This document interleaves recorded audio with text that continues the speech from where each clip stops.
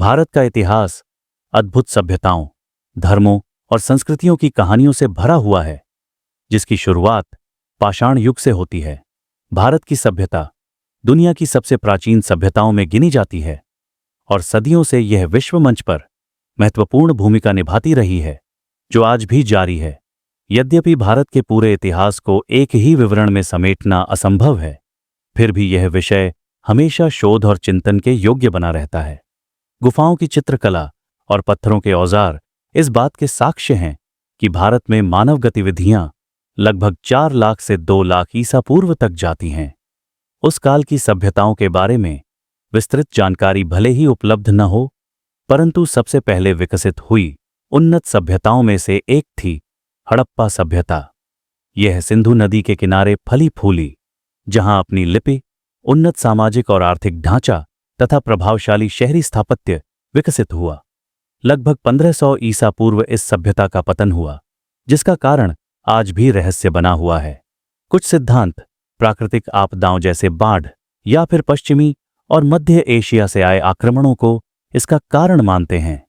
इसके बाद वैदिक आर्यों ने भारतीय इतिहास पर गहरी छाप छोड़ी। प्रारंभ में वे संस्कृत के प्राचीन रूप को बोलने वाले प्रवासी थे। उन्होंने एक मजबूत जनजातीय पहचान बनाए रखी और अपनी संस्कृति को 4 पवित्र ग्रंथों, वेदों के इर्द गिर्द आकार दिया। ये वेद उनके जीवन और विश्वासों की झलक प्रदान करते हैं। वेदों को हिंदू धर्म का सबसे प्राचीन शास्त्र माना जाता है।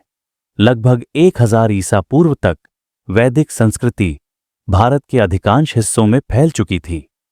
आर्यों ने नैतिकता, धर्म, आचार और मोक्ष की खोज जैसे दार्शनिक विचार प्रस्तुत किए और साथ ही सामाजिक व्यवस्थाएं स्थापित कीं, जिनका प्रभाव भारतीय उपमहाद्वीप के भविष्य पर गहराई से पड़ा। आर्यों ने अपने प्रभाव को एक सामाजिक व्यवस्था के साथ विस्तारित किया, जो मूल रूप से 3 वर्गों में बंटी थी: ब्राह्मण, पुरोहित, क्षत्रिय, योद्धा और वैश्य, सामान्य लोग। जैसे जैसे उनकी बस्तियां पूरे भारत में फैलती गईं, उनकी सभ्यता, संस्कृति और व्यापार दोनों में विकसित और समृद्ध होती गई। समय के साथ उत्तरी भारत में 16 महाजनपद उभरे, जिनमें गांधार, कोसल, कुरु और मगध प्रमुख थे। विशेष रूप से मगध चंद्रगुप्त मौर्य के नेतृत्व में फला फूला। उन्होंने अपना प्रभाव बढ़ाया और भारत के पहले महान साम्राज्य मौर्य साम्राज्य की नींव रखी। इस साम्राज्य की राजधानी पाटलिपुत्र आज का पटना में स्थापित हुई, जो अपने मंदिरों, पुस्तकालयों, महलों और यहां तक कि विश्वविद्यालय के लिए भी प्रसिद्ध हुआ। व्यापार में इसकी सफलता अद्भुत थी, जिसे एक मजबूत शासन प्रणाली और शक्तिशाली सेना ने और सुदृढ़ किया।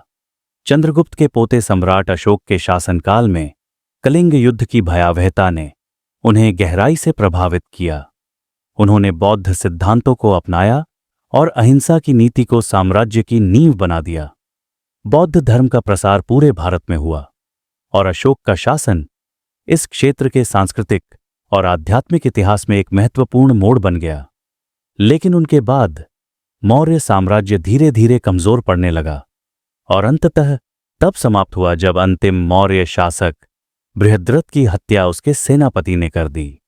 उसी सेनापति ने आगे चलकर शुंग वंश की स्थापना की। अपने पतन के बावजूद मौर्य साम्राज्य ने शासन व्यवस्था, संस्कृति और बौद्ध धर्म के प्रसार में एक स्थायी विरासत छोड़ी। पुष्यमित्र, जिसने अंतिम मौर्य शासक की हत्या कर सत्ता हासिल की, के बारे में कहा जाता है कि उसने बौद्धों पर अत्याचार किए।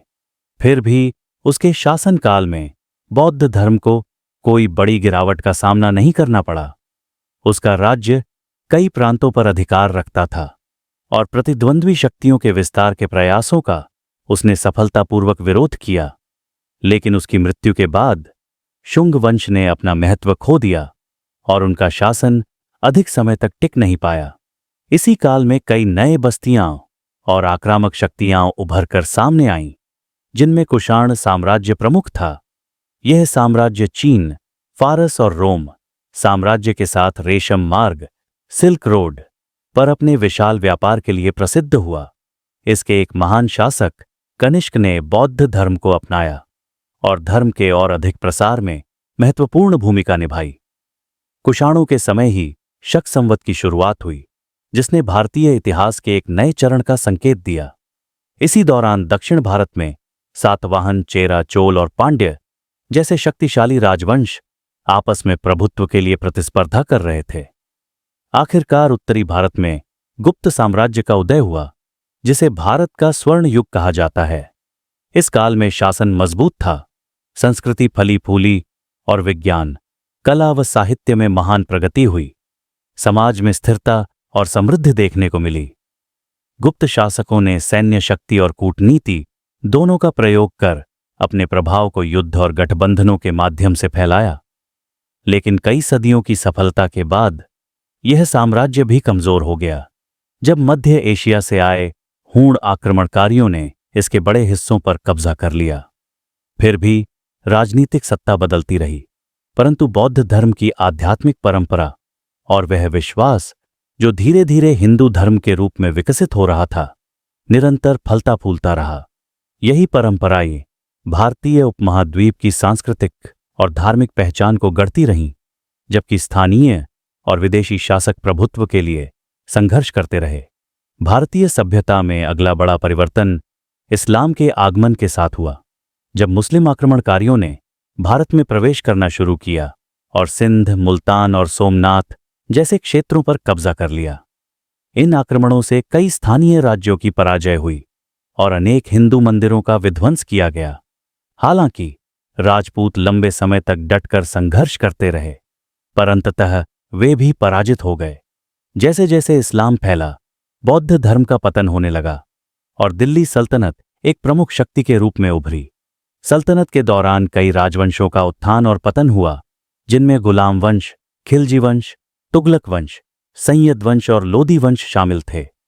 इन सभी ने भारतीय इतिहास पर अपनी छाप छोड़ी, लेकिन आंतरिक कलह, बाहरी आक्रमण और विद्रोहों ने धीरे धीरे उनके शासन को कमजोर कर दिया। आखिरकार पानीपत की लड़ाई में इब्राहिम लोदी की हार ने दिल्ली सल्तनत का अंत कर दिया और मुगल साम्राज्य की नींव रखी।